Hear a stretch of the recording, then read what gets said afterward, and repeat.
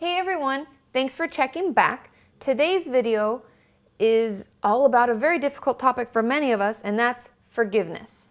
So stay tuned.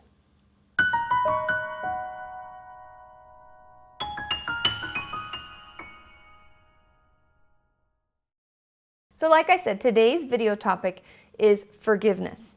And first I'm going to talk about how to forgive someone else. And after we go through that, I'm going to talk about applying it to yourself. Because I know for many of us, it's not about forgiving someone else. It's actually about letting ourselves off the hook for it, right? And that can sometimes be the hardest part, because many times we'll give other people's a pass, like, oh, I understand you're going through a hard time. But when it comes to ourselves, we're our worst critics, okay? So first we're going to talk about forgiving someone else. And this article I have written, that's why I'll look down. I have an article here that I really liked. And there are 6 stages that they talk about. And I really think these are really important. And they kind of go in an order that if you are going through a time when you're really struggling with forgiveness, that you'll notice make sense, right? It's kind of like chronological.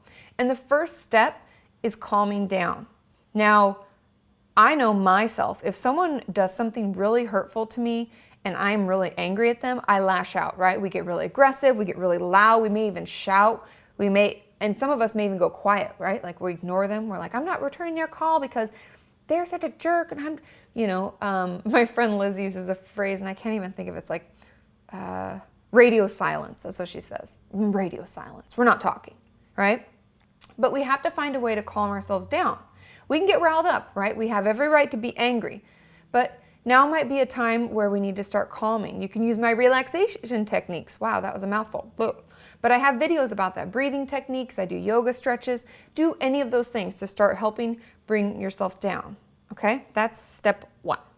Step 2, don't wait for an apology. I know this sounds terrible, but sometimes people don't intend to apologize to us. As much as we would like to hear it, they're not planning on it, and we may be waiting for a really long time.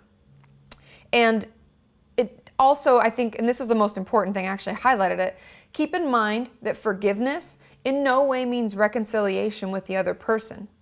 You don't have to be all buddy-buddy again with someone who really did something hurtful, but you can forgive them.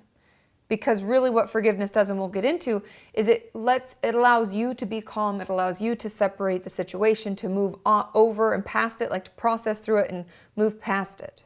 It doesn't mean that we're like buddy-buddy again. Not all the time, at least, okay? Now, the third step that they talk about is taking control away from your offender. Many times we'll have something happen and we will replay the situation. I know I'm guilty for this. I will replay a situation that was really hurtful. Like, I'll call my mom first and I'll be like, you'll never believe what this person did, blah, and I'll tell her, right? I'll replay it to her. I'll call Sean, you're never gonna believe this, oh my God, and I'll replay it to him. That's twice. Then I'll call my friend Ashley or Liz or my other friend, or I'll text somebody at the same time. I'm texting Joanna. I mean, really? But we will replay it over and over. And what that really does is it gives our offender power over us, because our whole day is whirling around this wrongdoing, and it doesn't really get us anywhere, right? That can be a way to help calm down when we vent, but to replay it ends up getting us more riled up, okay? So let's try to instead look for, the love around us, the beauty, the things that we're grateful for. We can try to switch our mind from thinking all about the offense and back into, our regular life, okay? Then the fourth one is try to see things from the other person's perspective. Now, I know this is really, really hard, but sometimes it can be so powerful to just think, well, they were probably upset because of this and this. They were acting out of ignorance, or they were acting out of love for this person because they thought I'd hurt them, or, we can start to see their side. Now, this doesn't mean you have to say that their side's okay, but it helps sometimes to look from their perspective, because then we can see out of our own perspective and, oh, there are other things involved, and it can kind of help us process through it and make more sense of the situation, okay?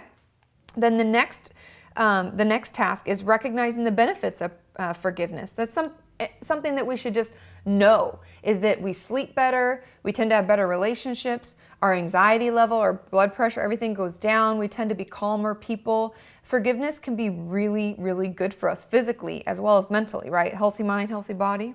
Ring any bells? Now, the final one for forgiving someone else is don't forget to forgive yourself.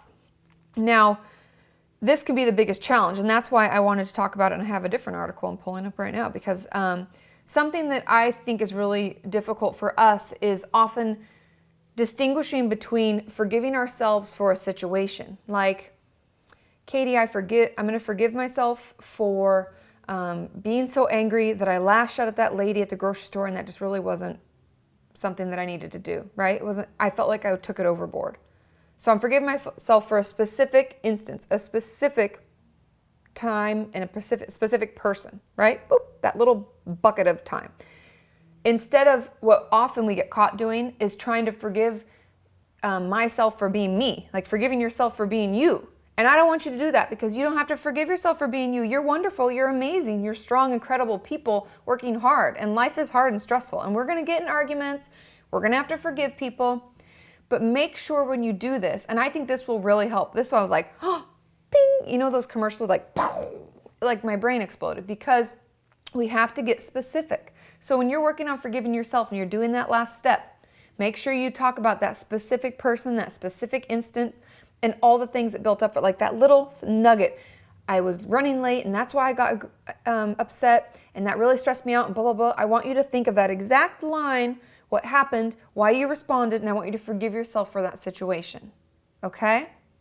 Now leave your comments below like always. And now we're supposed to like Google Plus things. And so get on Google Plus and add me. Make sure you add me to your circles, because for some of you, I can't respond to your comments when you comment below. And so if you're wanting some feedback and you're like, Katie, where are you? It's because you haven't added me. So make sure you add me, and you can click this link if any of you are confused. If you have a YouTube account or a Gmail, you already have Google Plus. So you can just click here, add me to your circles, give it a thumbs up, all those crazy things. And don't forget to subscribe, because I put out videos 5 days a week. I feel like that's like a Subway commercial. $5, no, but 5 days a week. So you don't want to miss them, right? You want to get the notifications. So keep working with me as we move closer in forgiving people, and we work towards a healthy mind and a healthy body.